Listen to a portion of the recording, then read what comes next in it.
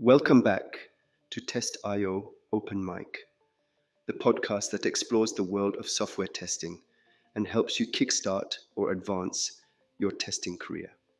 I'm your host, Charlie, and today we're continuing our Testers Spotlight series with a fascinating guest from Vietnam. Joining us is Dewey, also known as Paul, who has an interesting journey from sales to software testing. Paul, welcome to the show. Hello, Charlie. I'm excited to be here. You can call me Paul or Dewey, whichever you prefer. Great to have you, Paul. Before we dive into your testing journey, I hear you're quite the movie buff. You mentioned Shutter Island as a favorite. What draws you to plot twist movies? Oh, I love how they challenge your perception and make you question everything you've seen. Shutter Island is a masterpiece in that regard. It keeps you guessing until the very end. I'd recommend it to anyone who hasn't seen it yet. Sounds intriguing. Now, let's talk about your career. You made quite a shift from being an area sales manager to a software tester. How did that transition happen?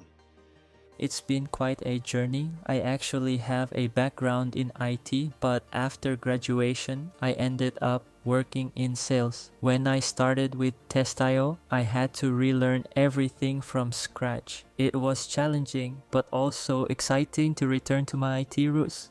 That's fascinating. You've achieved success quite quickly on the platform. What's your secret? There's no real secret, just dedication and a structured approach. I spent the first 2 months learning everything I could about Test.io. Then I developed a strategy for each testing category. I also learned from every bug report, whether it's approved or rejected. Understanding the logic behind each case is crucial. That's a great approach.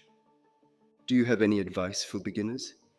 Absolutely. First, review the Test.io Academy materials frequently, even the parts you think you know. Second, don't rush to submit bugs. Take time to reproduce them and learn from others' experiences. And third, always review all the bugs from each cycle, approved and rejected. It's like having a textbook of correct and incorrect cases right there for you to learn from. Excellent advice.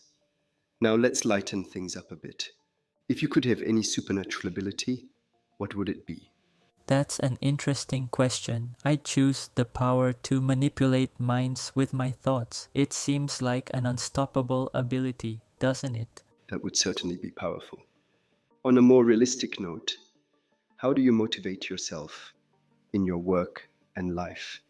I try to think positively about everything, even challenges. If I can't avoid a situation, I focus on improving my knowledge and skills to handle it better. For instance, during the COVID-19 pandemic, I used the time to learn more and minimize risks for my family.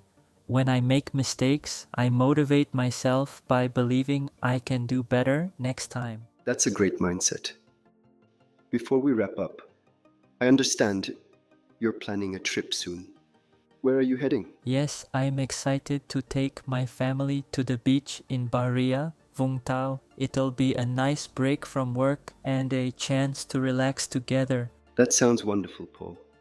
Thank you so much for sharing your story and insights with us today.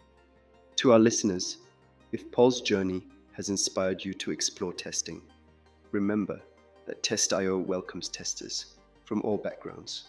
You can find links to get started in our show notes. That's all for this episode of Test.io Open Mic.